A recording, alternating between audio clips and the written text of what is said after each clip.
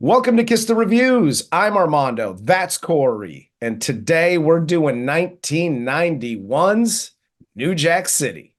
Before we get started, if you want to follow the show, you could follow us on Instagram, TikTok, and Twitter at Kiss the Reviews. Let's get into the cast of 1991's New Jack City. This film stars Wesley Snipes as Nino Brown, Ice-T as Scotty Appleton, Alan Payne as G Money, Mario Van Peebles as Detective Stone, Judd Nelson as Nick Peretti, and Chris Rock as Pookie. Ice-T's character name is so funny. It reminds me of one of the Jean-Claude Van Damme names. Like when his name is George Smith. Like that your name is what? Scotty Appleton? The fuck out of here. Wasn't that Belky's cousin? Wasn't that his name? Larry Appleton? Larry Appleton? Larry Appleton, that's me. Listen, Ice-T too, like I know he's played like drug dealers, but like literally I think 1991 kicked off his I'm a cop in everything that I do, TV, movie, whatever. Like Ice-T's just like, I want to be a cop in this one.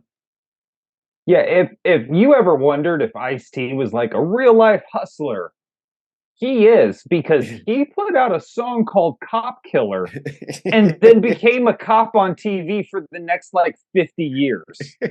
It's unbelievable what he did. That's the game. Yes, that is the game. And there are so many white people like my parents that are so confused about how that happened. Because I was not allowed to listen to that song. But oh boy, did they like him when he solved some crimes. Shut up. Let me say this real quick, because you brought up Ice-T, so this is your fault. Okay, sorry. I wish this hadn't been Ice-T's first role, like his first big role, because he's so green around the gills when it comes to acting, especially compared to where he is now, where he's much more reserved and he's more kind of in the moment as an actor, if you will. So I wish we could somehow fix this with AI, where we just put Ice-T from now into the role of this character, and it would be perfect. Absolutely. I mean, shit, at the end of the day, this movie's perfect anyway. I love this movie. Yeah. I've loved it since the day it came out. It's good front to back. Wesley Snipes is awesome. Chris Rock is fantastic in this. Even like Mario Van Peebles. Like, I'm not like a huge like, hey, when's the new Mario Van Peebles joint coming out? Like, I'm not that kind of fan of his. But even him as just like I'm putting the kibosh on this. I'm shutting the shit down. Like that guy, he does a really good. Like everybody front to back is awesome in this.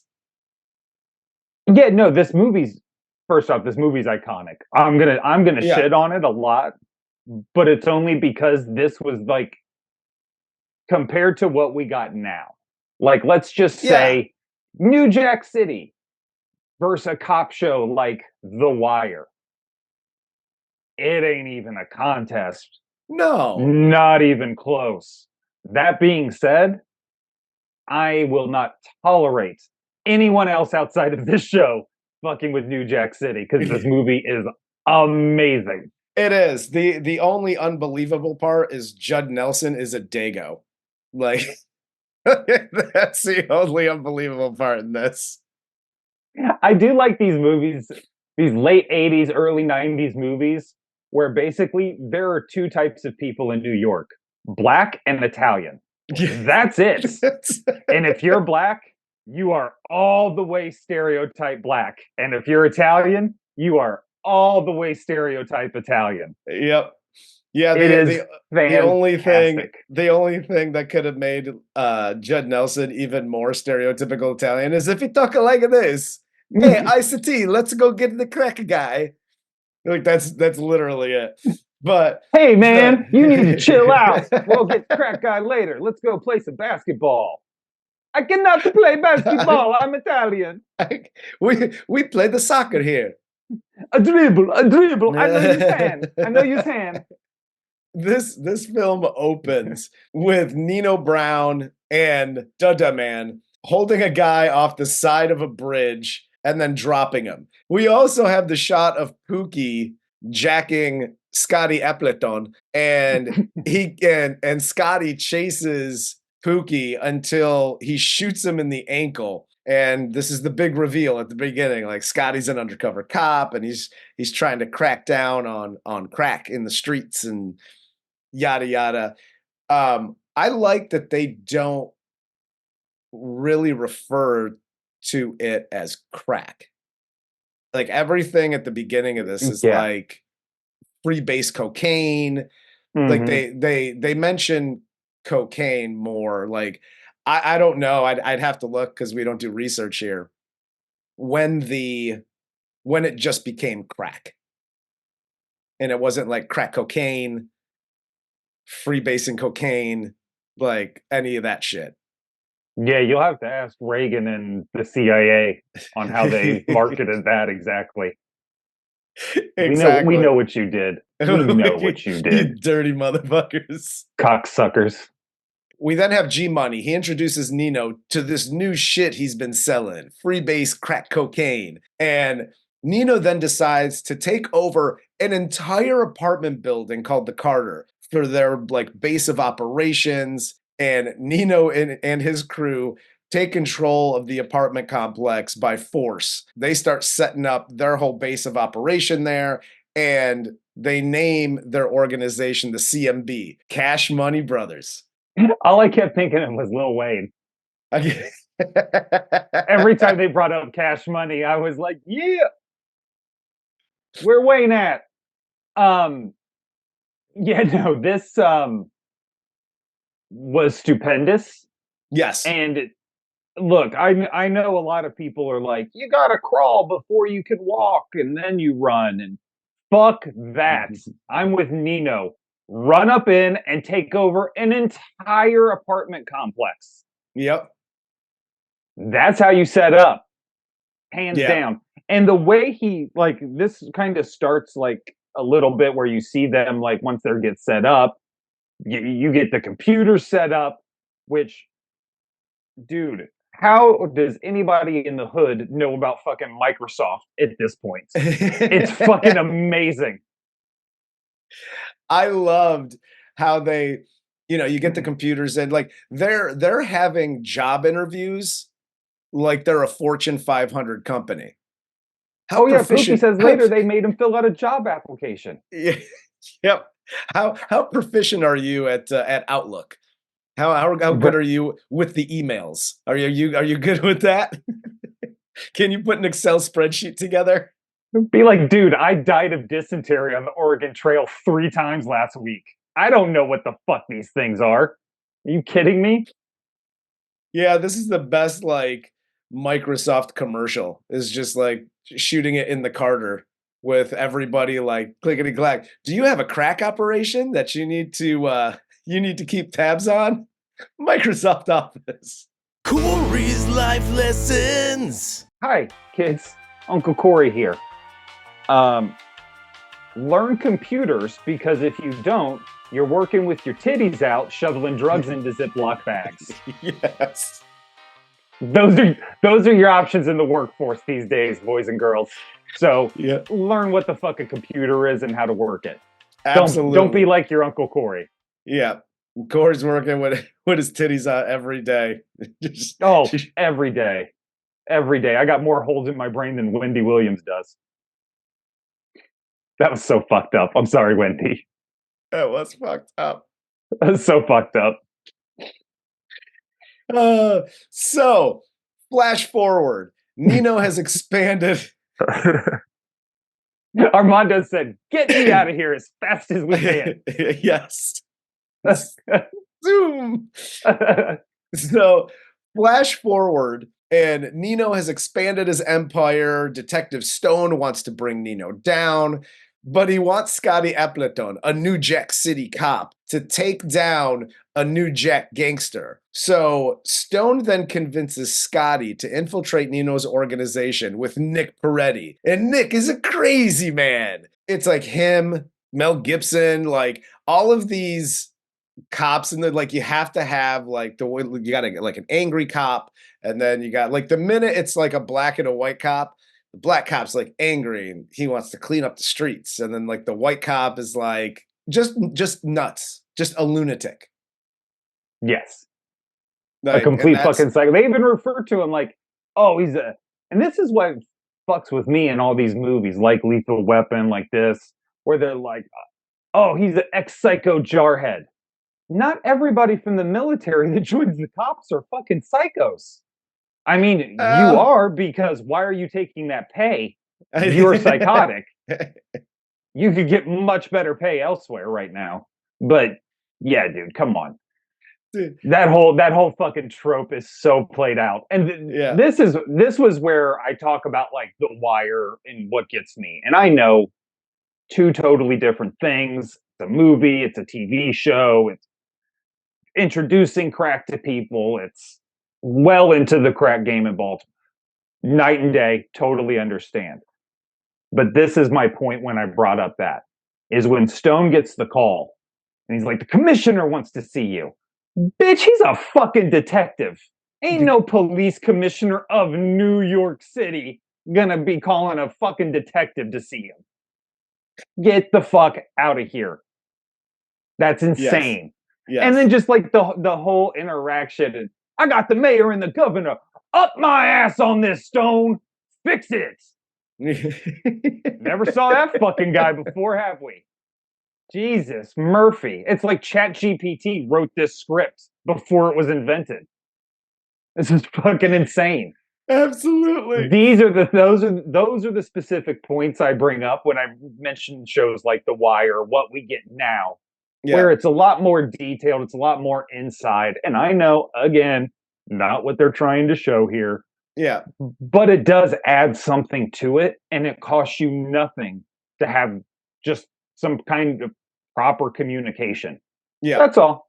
Yeah. Well, and the other thing too, by the way, and this is like going back to movies like where it's like when you see Mekhi Phifer and he's crazy and he breaks the backboard, he's like, and he's doing like his bad guy thing. And like nobody tests him for drugs.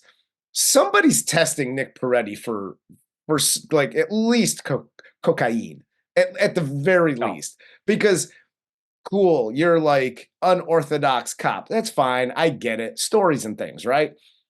But like he's just lighting off his gun in an apartment, shooting happy face smile because like he's crazy, but he's got like a sense of humor, like whatever. I'm like, dude, this cop would be investigated in a second. They'd be like, here, pee in this cup. Like that's what's happening there. Between him shooting the gun in the apartment and the fallacy that any police officer could afford that apartment in New York City. Yes. Get the fuck out of here, man. They're immediately like, where's the rent money coming from? Right? Like, he's dirty. What the fuck? We then cut to Frankie Needles. He visits Nino to deliver a message from the mob, and Nino doesn't want to pay the 10%.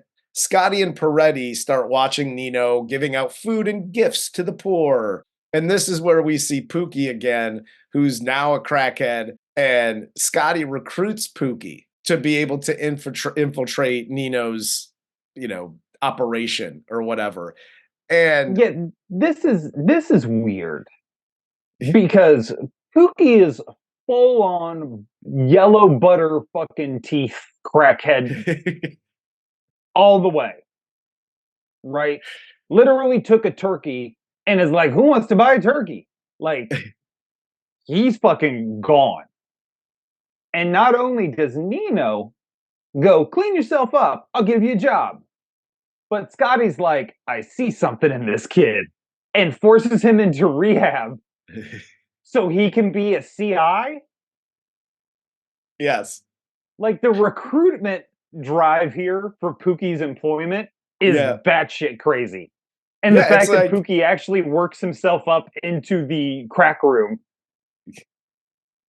Listen. It's like, dude, you deserve to go down. You have terrible hiring practices. Don't do that. It's not good for you. Hi. Ninos of the world, Scotties of the world. You know, this is like 2 Fortune 500 companies fighting over, you know, Pookie's. They're like, oh my God, he's so good at this. Like, we need to have him in here. Neither one of you should be going after not even a former crackhead, a current crackhead for their employment. Okay? I know Scotty takes him to, you know, rehab and he weans him off crack and he's getting him running and jogging around New York City to, I don't know, get the blood pumping. And so he doesn't want crack anymore. But at the end of the day, especially if you're Nino in this situation and you run a crack den, don't hire a former crackhead. And if you do, definitely don't put him in the goddamn crack room. Ever. Dude, I'm telling you right now, if a fucking weed dispensary was like, Mr. Idol, you're hired, I'd be like, you're fucking stupid, because I'm doing all of these drugs today. Is it possible this story is true?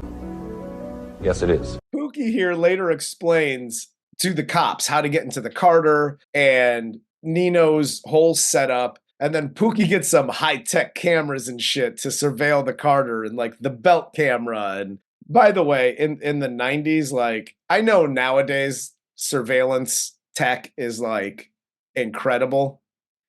In 91, he basically had a VCR like belt buckle to be able to like hold the camera that's filming. The minute Pookie walks into the Carter with that giant ass belt buckle, they'd be like, I'm pretty sure there's a camera in it. There's a little circle in the middle of the belt buckle, and nobody's the wiser. It might as well be blinking red the whole time. You were correct. Not to mention, when Pookie gets promoted, he's wearing some dope ass clothes. He's got that silk button down shirt on. He's got his silk pants on. And he's still got that fucked up cheap ass belt on. Yes. That's a hint and a half for your ass. This dude hasn't changed that belt in 3 months. Yeah. All they wanted though here, like, you know, after all this and they get Pookie in and they're watching the surveillance tapes, they can literally raid this place immediately. They literally see piles and piles of crack on a table. You don't got to wait until Pookie's in trouble to jump into action here. Literally the first day. You could bring the military in there and shut that shit down. Yeah, dude, like when Pookie walks through the gate the first time, and there's like a dude just shooting up, and like 2 other guys are fighting, and then like some other chick's like having a fucking drug-induced seizure walking down the street looking like she's in a fucking Thriller video. Like, okay, go. It's a go. Yes. I think that constitutes probable cause for anything else you want to do. Yeah, they're like, no, we got to catch Nino. That's what we got to do. We got to get him on film. Okay, cool. By the way, you're NYPD. Don't act like you need warrants. Bitch, please. But then we get here the New Year's Eve party where, you know, Nino's celebrating all of his success and there's drama with Nino's girlfriend and Nino. And also Nino and G Money's girl want to bang and she's getting half naked on the thing. And yeah, they fucked up this right here in my mind in so many different ways. And I like... they're watching Scarface at some point, and Nino starts adapting this whole Scarface thing. Yeah. Even to the point where, out of nowhere, the girlfriend we really didn't know we had is no longer wanted in his life because her womb is also polluted, just like Michelle Pfeiffer's in Scarface. Yes. And they bring up a point earlier too, where Nino asks G Money, like, isn't that stripper you met at Frankie Needle's place? Yep. Right? Who's the mobster? Yes. Why wouldn't this be the setup? Why wouldn't G Money start getting jealous here because the stripper's trying to break them up and Nino's got, you know what I mean? But she's working for the mob the whole time to kill Nino. Yeah. Break up the faction, split the brothers up. If you can't make the brothers kill each other, you just kill them while you're fucking them. Done. Yep. That's such a great and easy plot point that makes so much more sense than just like all of a sudden Nino's like, Afina! Salami in the bottom. Like, what the fuck? What happened to this script? No, why did you just take on Scarface? That's so weird. It literally went the way of Scarface. It was just like, okay, now it's just Scarface in the hood. Yeah, and if you're gonna do that, that's fine. But don't show us Scarface before you set up the rest of your movie being Scarface. You've got it in our head now. Yeah, and it could be. I mean, I'm assuming it is, but the tip of the cap to Scarface, so we'll do a couple of Scarface things. That's fine. It happens in every movie, but it literally took on the story. You could do a tip of the cap and an ode to Scarface in a scene, but like as this goes on, like to the point where and by the way, hey Nino, you saw Scarface. You saw how that fucking thing ended. So now you're just gonna take on Al Pacino's whole character through the end of this, and literally the same thing happens to you. Like basically Scarface for drug dealers is like a behind the music for musicians. Like you see, don't do that. But then he still goes down that path. I think you've brought up a great point, and this is something I've always never understood, and I just have to say this. Corey's life lessons. Hi, youngsters out there trying to emulate Scarface. Uncle Corey here. Watch the fucking movie until the end. Yes. I get it, the money and the power, but it cost him everything. Literally everything. So, I don't know, maybe figure out a guy who won. And then be that guy. It's almost like they just watched it to the montage where it's like, day to the limit. Right? And they were like, dude, this is a great movie. And then they just stopped it. Let's go sell some fucking drugs, bro. We're going to take over this game. Nope. Didn't watch the full movie. Yeah. And just to tack on to your PSA, hey guys out there, you're not Scarface. Just FYI. This is where we get the scene. Frankie Needles comes in and they give Nino the gift, the lawn jockey. We get the whole fight here, and he breaks the lawn jockey. They cut his hair. They and they send the mob guys away. This kind of kicks off like the whole war between. If it wasn't bad already, this is what really kicks it off between the mob and Nino. Get these silly spaghetti eating asses out of my office. How is this a good idea? That was my question. We kind of covered in Legionnaire, like there's taking an oath, and then there's like, hey, I want you to go get this guy for assassination, join the fucking military and bring him back to me. Like that's weird. This is on about the same level. Walk into the club the black guy owns, hand him a lawn jockey with a noose around it, and then laugh in his face. Yeah. What's the point? What's the next step? You just want to piss him off? Is that what we're doing here? Like, I don't know what you thought was going to happen, but this was a really bad idea. And if I'm in the mob and they're like, hey, here's what you're going to do, kid. Take this lawn jockey with the noose and hand it to him. Like, fuck you. Be like, do it, asshole. Cool story. And then what? And then we shoot everybody because we're not making it out of there alive. Is what's going to happen. But This is where we get Pookie inside the Carter. G Money doesn't trust him, but Pookie gets this job in the crack room, and he immediately starts sneaking crack out. He gets addicted again. G Money finds the surveillance device and realizes that Pookie's a snitch, and he shuts the whole shit down. And then they just blow up the Carter. And this is when the cops come in. But if you're going to have an exit strategy and an exit plan, burn it to the ground. That's my favorite exit strategy of all time.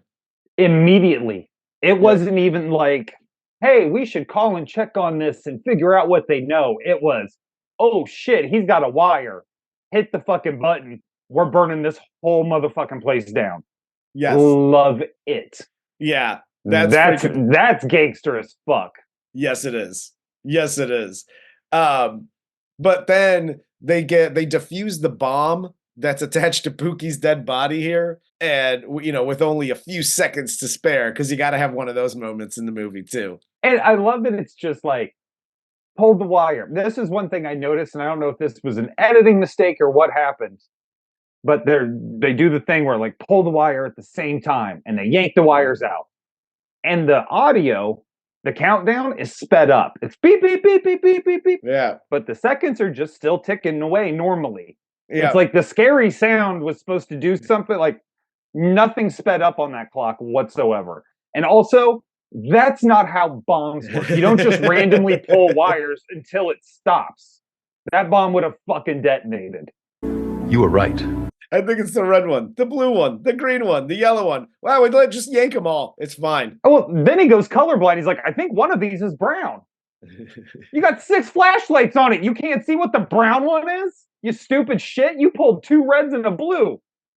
G Money then here calls Nino, tells him they had to shut down the Carter. Nino holds a meeting. Shit starts to fall apart on their end. And then Peretti and Scotty continue their investigation. Even though Detective Stone shuts the shit down, I'm shutting the shit down. I got word from the top that we can't do shit. The commissioner's been on my ass all night, man. I love this. It's a very quick blink and you miss it scene, but it helps show the gangster that Nino is turning into, because he stabs dude in the hand, right? Yep. And then when they're getting up to leave, like G Money or Dada's helping the guy up who got stabbed, and Nino extends his hand to shake the dude's hand. And if the guy actually shook his hand, it would be with the hand he just got stabbed in. I was like, oh, that's cold blooded. And he's just like, no, all right. Just lays back in his chair, cold as fuck. I love that scene. Yeah, no, I actually love this scene. I mean, Wesley Snipes makes the scene. Wesley Snipes makes this movie. Yeah, he's funny in the Nino character as the Nino character. He's fucking brutal, cold as shit. Like he plays it to perfection. Yeah, no, this is reminiscent of the Untouchables Robert De Niro scene. Yeah. Where he walks around the table with the baseball bat. It's very similar, and they both do a great job. This isn't one of those where it's like, nah, they failed because De Niro was amazing. No, like Wesley holds his own. You can put those scenes next to each other. They're both really, really good. Yeah, absolutely. After all this, so it's like, okay, Scotty and Peretti are like, all right, we're still gonna do it. And like, this is where we get Scotty posing as a buyer. Scotty and Peretti are now posing as buyers, and to try to cut a side deal with G Money, and then Scotty and Nino become friends. But at the beginning of this movie, right? And again, I'm gonna shit on it because for me there's some inconsistencies. The minute that Nino starts the whole Carter thing, he mentions Scotty by name and says, we got to take out this Scotty guy because he wants to clean up the streets and fuck that shit. And I want this, big crack empire.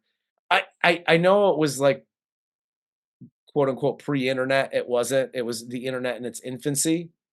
They obviously have computers at the Carter. Nobody knows what Scotty looks like. They've just heard his name or in the streets. Well, especially when Nino is later seen paying off the police commissioner or the captain or yeah. So again, that part never made any sense to me. No, there's a whole bunch of shit here that they just kind of piece together. And I think it's really because the editors or the studio got the script and was just like, yeah, the second half of this movie, Scarface, right? You got to change some shit up. Like, you can't have him have a deal go bad with the Connect and a guy gets thrown out of a helicopter. Like, you can't do that shit. Like, you got to switch this up. No, the ending of this movie. Throw in a wedding scene that gets shot up. Yes. The end of this movie is fucking Nino like, I take your bullets. I take your... They're like, you literally just ripped that whole scene off from Scarface. You got to switch it up. And they're like, sure, he doesn't know what Scotty looks like. Fucking cool beans. Nobody does until the finance guy later notices. But the director's cut of this movie, which I own on DVD, actually has an alternate ending where Bill Cobb is wearing sunglasses and walks up behind him with a double-barrel shotgun and shoots him, and he falls into a fountain. Fade to black. Fade to black. The world is yours. That's right. So Scotty here gets into it with Nino one night on a rooftop. Nino tells Scotty about how he joined his first gang, killing a stranger. It was a woman, walking home at night with a bag of groceries. Scotty realizes that this is his mother that Nino was talking about. So now he's just like, now it's even more personal than just cleaning up the streets. You killed my mom. For no reason. For no reason. Peretti then here breaks into Nino's safe. This is where the wedding scene comes in. So there, Nino's at the wedding. Peretti breaks into his safe and he finds financial records on disc. And this is where the Italian mob shows up at the wedding, disguised as caterers. And they all try to kill Nino. And this is what really kicks off the whole war between Nino's crew and Don Armateo's crew. But couple things. Okay, you touch on those because I got a couple of things and they're probably the same thing. Probably. Corey's life lessons. Hi, kids doing dirt. Uncle Corey here. So it's cool. You're in the 21st century and you got stuff saved on discs and thumb drives and whatever the fuck. Don't label it financial records. That's pretty goddamn stupid. Yes, it is. Period. Also, don't keep that in a safe at your place of business. You keep that somewhere completely fucking different. Yes. In a bank, in a secure box. You fucking jerk off. That's so stupid. Flipping through the discs. Financial records. That was easy. We got him. Yes. Yes. Dickhead. You're not filing taxes. You're not filing a 1099 for selling crack. What are we keeping financial records for? Don't worry, man. It's saved on the cloud. We're safe. My other point here is I'm obviously not on Nino's side here because he's the bad guy, right? You're a crack dealer and crack is not good. Crack's one of the bad ones. Some would say crack is whack. Some would say that. Not me, but some would. I changed my mind when Nino used a 10-year-old girl as a human shield when he was getting shot at. And then I'm like, I can now empathize with this character. Absolutely. Absolutely. And by the way, that was one of the reasons why I did like him. One of the reasons why I didn't like him was because you're at this wedding. The minute you see a bunch of greasy Goombas as the caterers, that's when you leave. Okay? You know this is a setup. And again, the caterers, the mob hit guys, you're literally waiting until the end of the event when you're packing up the van to take. So you literally worked a catering job for like 6 hours. A legit catering job. Are those two? Do you get paid two separate times? Like you got paid for the 6 hours of catering and then you get paid for the hit too? Here's the thing, Tony Pepperoni. We're doing the hit today at the wedding. However, 3 of the caterers called in sick. I need you to take their shifts. Listen, you got to do the catering gig the whole time. Do you know how long it took my mom to make those fucking cannolis? Let the people enjoy the cannolis, okay? Then you kill them. We need the reviews on Yelp, okay? The business is struggling. So make sure you do the whole thing. You be polite, you be kind, and then as soon as you see them fucking leave that review, grease them all. It's over. Hell yes. Here's a hint and a half for your ass that it's a mob hit. When you literally just cut the hair off of Frankie Needles, and then you're going to a wedding, and the side of the truck says Frankie Needles Catering. It's a fucking hit, guy. It's a hit. That's what's coming. This is what made me lose respect for Nino Brown here. Dude, totally. If your caterer doesn't look like Dale Doback, do not attend that wedding. Exactly. That's what all caterers look like. Everyone knows it.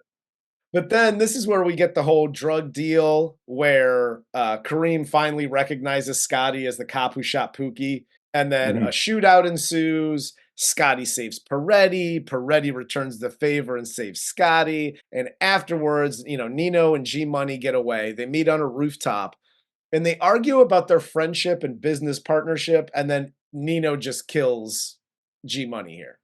The exchange between Judd Nelson and Ice-T here is pretty fantastic because, one, I was really hoping that there was a director's cut of Dada Man getting shot, falling to the ground, and still being alive, but going like, no more stutter. It worked. And then just kind of walking away. Like he's got a job in radio now or some shit. Like it's fantastic. But I love the exchange between Judd Nelson and Ice-T here because Ice-T shoots Dada Man and he falls and they give each other a little look. And then Judd Nelson notices that Dada's still alive and he shoots him. And then Ice-T looks at him like, we were enemies. Now we're brothers. This is one of the scenes where I wish Ice-T had been the actor we have now. Because this was fucking terrible. It wasn't great. The only, you know what it was missing though, which would have made it like beautiful, is if Hungry they had Eyes playing in the background. If they had the Arnold, like and they lock arms. That would have been like perfect. If Nelson rappelled down and then you had and then slap. Yep, the Carl Weathers Arnold Schwarzenegger moment, like that's what they really needed. And then they just spin in a circle and start shooting everybody like a beautiful ballet of violence. And then doves fly out of the background for no reason. But instead of that, we get Scotty and Peretti finally tracking down Nino in an apartment. They come crashing through the window. This is where Nino and Scotty start fighting from the apartment all the way down the fire escape and into the street. And Scotty wants to shoot Nino so bad. His dick gets hard as steel here. I want to shoot you so bad. My dick's hard. He's about ready to come. Like that. When you see Ice-T's eyes widen and he starts biting his bottom lip, somebody needs to die. Yeah. Like he's hot for teacher at that moment. He's ready to go. Somebody's ready to die, and he's ready to soil his pants. Yeah, he is. Skeet, skeet. Peretti gets Scotty to put his gun down. Stone arrests Nino. We cut to the courtroom where his girlfriend testifies against him, and then Nino takes the stand, accuses Kareem of being the head of the CMB, and then Nino is killed by the old man from the neighborhood as he leaves the courtroom. End of movie. I actually really dug the ending of this and just the arrogance of Nino on the stand. Oh yeah, like the whole speech. This made me laugh too, because I'm just like, there ain't a judge in this country that is letting a black man stand up on the witness stand and give a speech about how fucking America made me do it. That ain't ever gonna fucking happen in this country. No, never. I disagree, because they'll let him do that if he places blame on another black guy that they can arrest and then throw in prison for it. Well, yeah, if he stood up and was like, Obama's America made me do this. I didn't want to sell crack until Obama got elected. Then everybody had been like on Fox News, like, this is the problem with the epidemic. But in everyday life, that shit ain't happening. No, it's not. But I mean, there is that small chance. It's a small chance that they would let that happen. I just like this whole ending, and I love the old guy coming in at the end and shooting Nino, and like that's the end for Nino. It's not as climactic as the end of Scarface. I'm sure the writers originally had like everybody in the courtroom got up and started shooting him, and he was like, I think you battle in the courtroom. But they were like, guy, again, that's just Scarface. Like, what are we doing here? Just have one lone old guy come in who he disrespected earlier and have him shoot him because he's angry. Done and done. You have some guy called Nino randomly in the courthouse. I fucking told you not to fuck me, Nino. Don't fuck me, man. Now I'm coming to get you. And then it just fucking explodes. That was Bill Cobb's role, actually. He was the one that's like, don't fuck me. Now hell wants another soul, or whatever the fuck he says at the end of this. Your soul is required in hell! For what this movie is, when this movie came out, and what they were saying and what they were showing, it was really, really, really good and so different. Yeah. From anything you had seen back in the day. Like, obviously, does it hold up today in that old shtick that we do? Yeah. No, because there are far better fucking movies that expand on where this has been. Whether you are starting in the 80s, earlier, or up through now. There are better examples that are much more layered and detailed with all the bullshit. That being said, if you want to sit down for an hour and 40 minutes and watch just a good drug cop first drug dealer movie, yeah, this is about as good as it gets, dude. This movie's fucking legit. This movie's awesome. I've loved this movie, again, like I said earlier, since it came out and the first time I saw it. It's got some flaws, like there are a dickload of tropes in here. They don't ever like break away from that. Which nowadays, now that there's been, 60 years of these kinds of movies, like cop, bad guy, black, white cop, crazy, like every single trope, they nailed it. They did a good job with it. But again, if you're watching it now, looking back, it's like, we've seen that a gazillion times through these movies. Again, going back to your point, with all of that said, this is a fucking banger of a movie. We always thought, I just want to be entertained. It's the whole point of a movie. I want to laugh, or I want to feel something. Not me, but like most people. But like you want to get scared, you want to laugh. There needs to be some sort of reaction, and you need to have some sort of entertainment value. This is literally an hour and a half, an hour and 40 minutes of just nonstop entertainment value. And for the time, It was amazing. Oh yeah, like first off, this is Chris Rock's best acting job. Period. Yes. Wesley Snipes, if you replaced him with anybody else, any white, black, Asian, doesn't fucking matter. This movie is not even remotely close to being what it is. This movie is Wesley Snipes. Yeah. Period. Like I said, younger Ice-T, Mario Van Peebles. The cop stuff was almost an add-on, it seemed like. Yeah. Nino was far more interesting. They spent far more time developing him as a character than anybody else.